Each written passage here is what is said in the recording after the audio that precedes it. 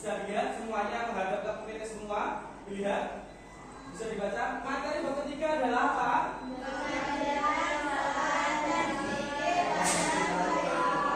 Menghadirkan sholat dan zikir dalam kehidupan.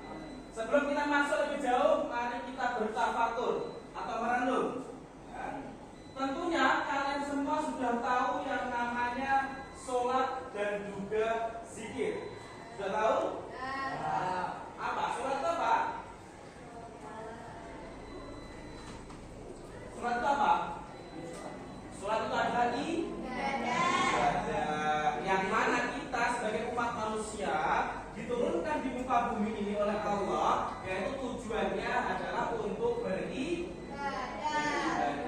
Yang namanya ibadah sholat itu apa? Hukumnya wajib. Kemudian kita masuk ke materi yang pertama, yaitu tentang makna sholat. Dibaca. Makna sholat apa?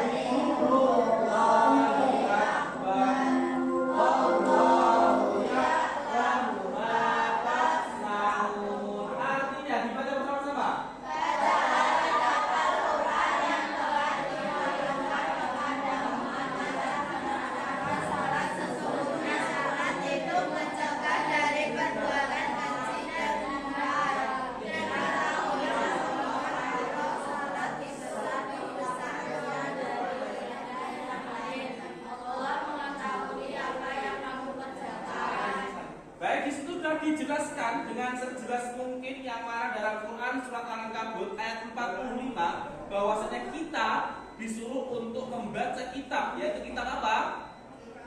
Kitab Al-Quran yang diwahyukan kepada siapa? Muhammad. Nah, kemudian kita juga disuruh untuk melaksanakan sholat.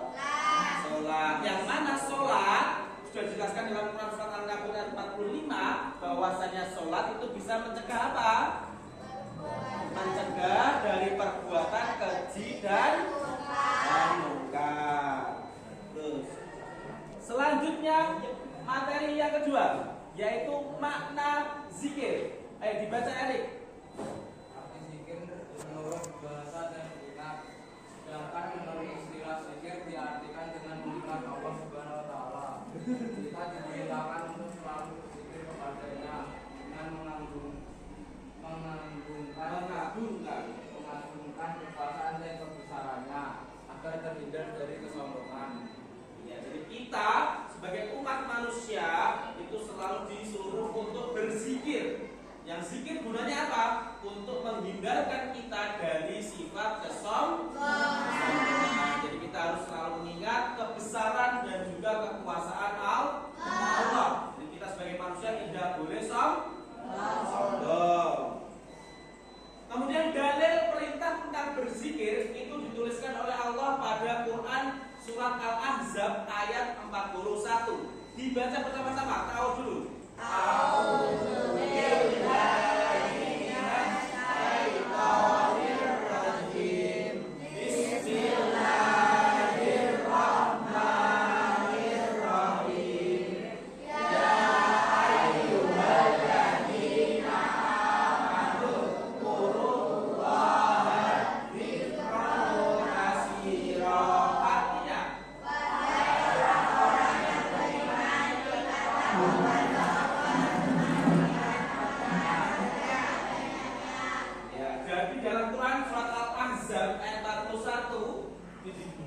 Diingatkan, wahai orang-orang yang beriman. Di sini kita semua beriman. Jadi kalau kita sebagai orang yang beriman, maka kita disuruh untuk selalu ingat kepada Allah. Dengan cara seperti apa? Berzikir itu apa? Mengingat nama-nama Allah dengan sebanyak. Kemudian cara berzikir dibaca Mas Melu.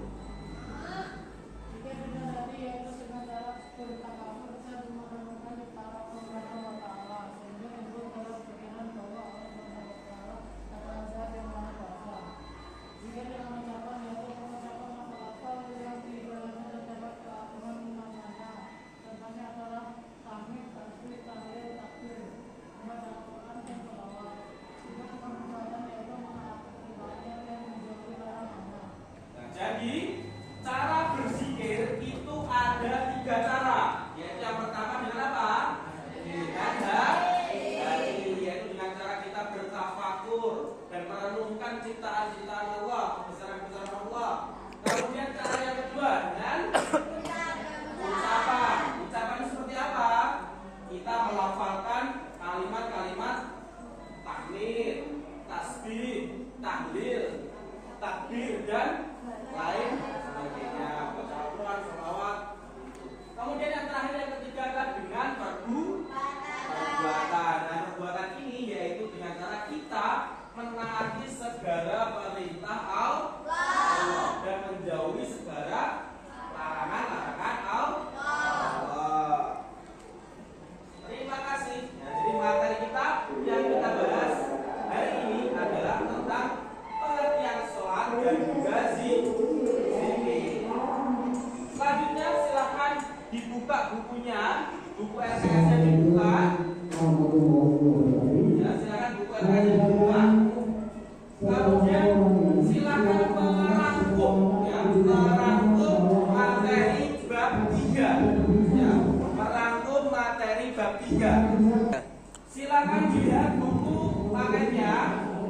Membuat resume atau rangkuman dari bab 3, ya. Saya beri waktu 5 menit.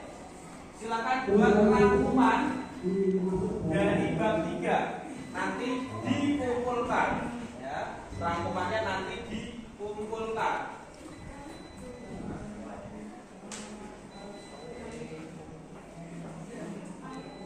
Nanti rangkumannya yang terbaik akan mendapatkan hadiah.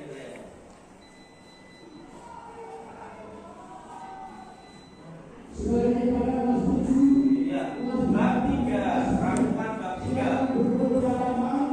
Untuk menerima sosialisasi pelaksanaan